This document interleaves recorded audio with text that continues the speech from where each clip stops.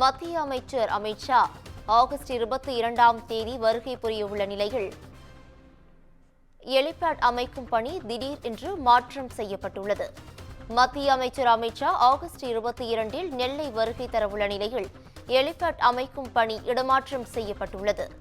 அங்கு போதிய இடவசதி இல்லாததால் ஹெலிபேட் தளம் வேறு இடத்திற்கு மாற்றப்பட்டுள்ளது. இது குறித்தான அண்மை செய்தியை தற்போது பார்த்து வருகிறோம். மத்திய அமைச்சர் அமித் ஷா ஆகஸ்ட் 22இல் நெல்லை வருகை தரவுள்ள நிலையில் ஹெலிபேட் அமைக்கும் இடம் மாற்றம் செய்யப்பட்டுள்ளது. கல்லூரி மைதானத்தில் ஹெலிபேட் அமைக்கப்பட்டு ஹெலிகாப்டர் தரை இறங்குவதற்கு முதலில் ஏற்பாடுகள் செய்யப்பட்டன. இந்த நிலையில் அந்த இடம் திடீரென்று மாற்றம் செய்யப்பட்டுள்ளது. இது குறித்தான கூடுதல் விவரங்களை வழங்குவதற்காக எமது செய்தியாளர் சிவகுமார் இணைப்பில் இணைகிறார். சிவகுமார், வணக்கம். இது குறித்தான முழு விவரங்கள் என்ன?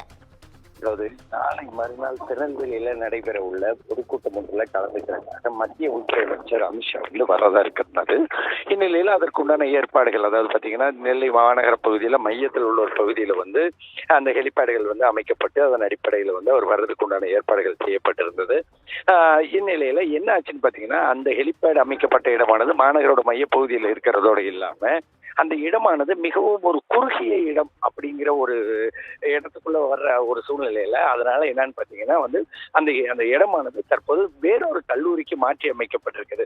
எப்படின்னு பாத்தீங்கன்னா, அதாவது அவரோட வருகை பல மாதங்களாக எதிர்பார்க்கப்பட்டு அதன் அடிப்படையில தீவிரமான பணிகள் நடைபெற்று கடந்த 4 தினங்களாக நெல்லை மாவட்டத்தோட அனைத்து பகுதிகளிலேயுமே கடும் சோதனைகள் ஏற்பாடு செய்யப்பட்டு அதன் அடிப்படையில போயிட்டு இருந்தது.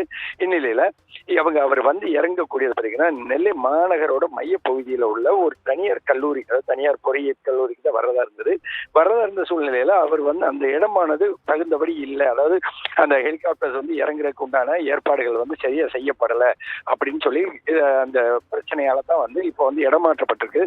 ஏற்கனவே இந்த 22ஆம் தேதி, அதாவது நாளை மறுநாள் நடைபெற இருக்கக்கூடிய அந்த பூத் பொறுப்பாளர்கள் மாநாட்டில் தான் அவர் கலந்து கொண்டு சிறப்புரையாற்ற இருக்கிறாரு.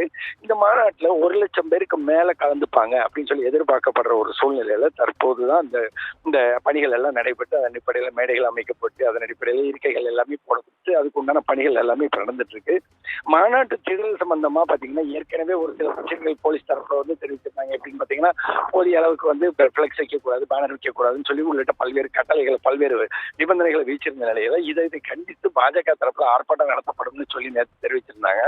அதுக்கு காவல்துறை தரப்புல என்ன சொல்லியிருந்தாங்கன்னா, நாங்க மாநாட்டுக்கு எதிர்ப்பு தெரிவிக்கலைங்க, எல்லா இடங்களிலும் பிளெக்ஸ், பேனர்கள் போன்றவைகள் வைக்கக்கூடாது, அதாவது உயர்நீதிமன்ற உத்தரவுப்படி உள்ள கணக்கு தான் நாங்க பாக்குறோம், நீங்க அதை பண்ணக்கூடாதுன்னு சொல்லி அதன் அடிப்படையில அந்த சமூக பேச்சுவார்த்தை முடிஞ்சது.